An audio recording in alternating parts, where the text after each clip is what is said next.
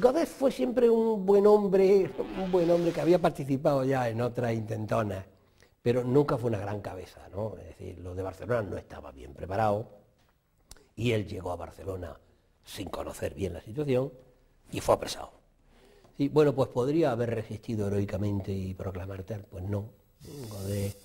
Luego sus hijos han intentado escribir algún libro justificando y reivindicando su persona, pero el hecho es que él por la radio recomendó que la sublevación se acabara, presionado evidentemente por la Generalitat catalana y por quienes le habían apresado.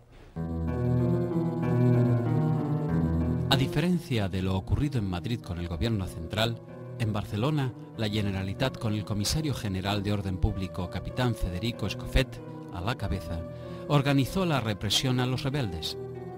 Los militares alzados fueron derrotados por el Cuerpo de Seguridad de Asalto, al que, al cabo de unas horas, se unieron los milicianos, armados con pertrechos abandonados por los soldados en la calle, y luego, sobre las 3 de la tarde, la Guardia Civil mandada por el coronel Escobar.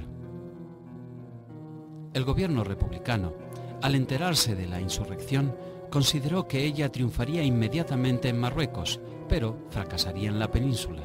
Las tropas marroquíes deberían atravesar el estrecho para unirse a los otros sublevados. En caso contrario, quedarían aislados y fracasarían.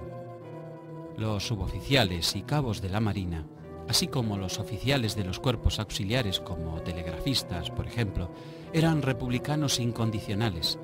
No era posible que secundaran un motín contra el gobierno.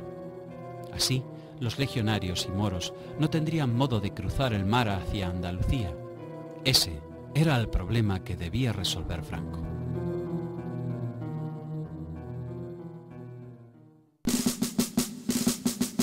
En la madrugada del 19 de julio llegaron a la península tropas marroquíes a bordo de algunos pequeños barcos. El destructor Churruca y la motonave Ciudad de Algeciras atracaron en Cádiz, a la vez que el cañonero Dato y el mercante Cabo Espartel atracaron en Algeciras. Fue el único traslado numéricamente importante que fue posible implementar en esos primeros días de la sublevación.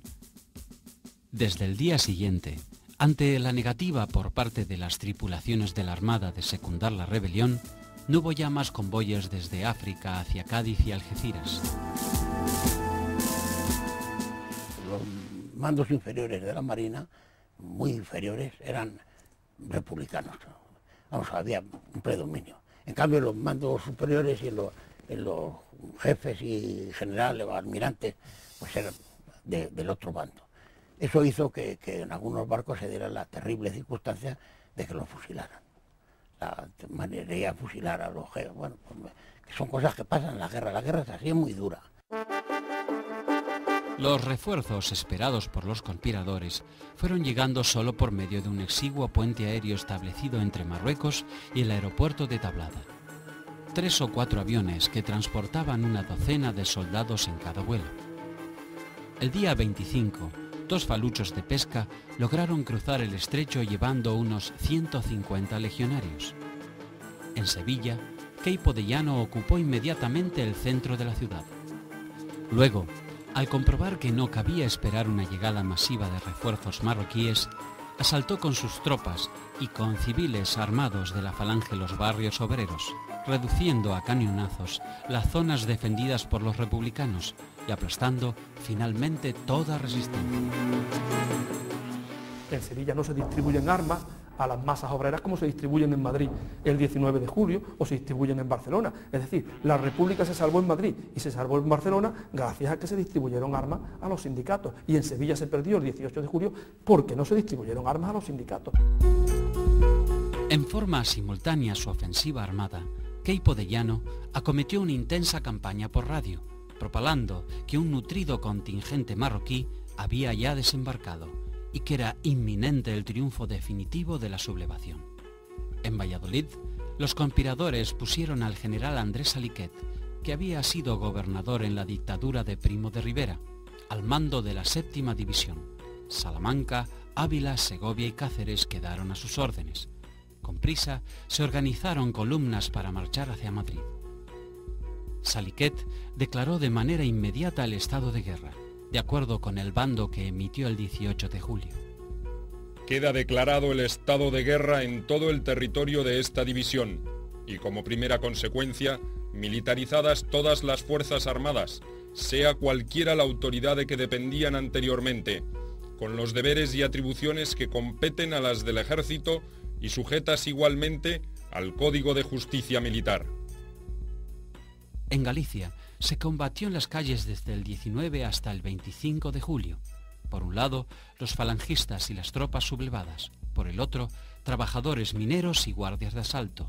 Finalmente, los republicanos debieron huir hacia las montañas.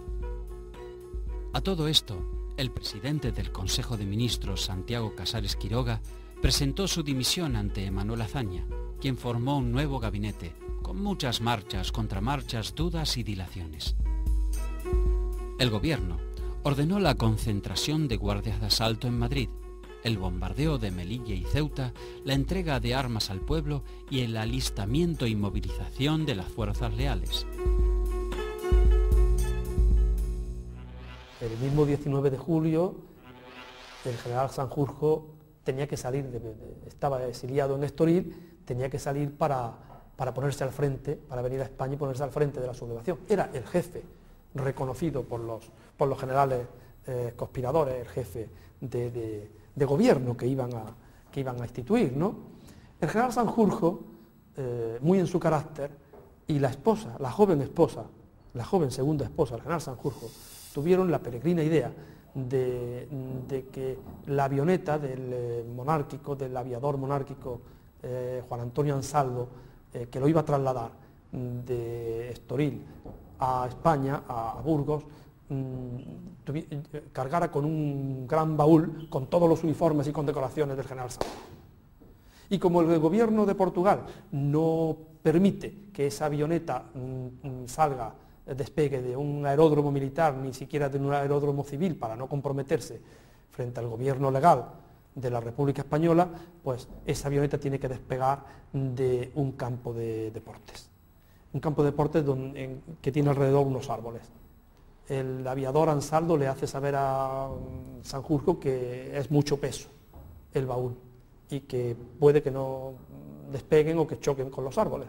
Pero el general Sanjurjo y su joven esposa se empeñan en que tiene que traer todas las condecoraciones y todos los uniformes. Y ese fue el accidente, como es sabido, que al despegar la avioneta chocó con los árboles y cayó y ardió.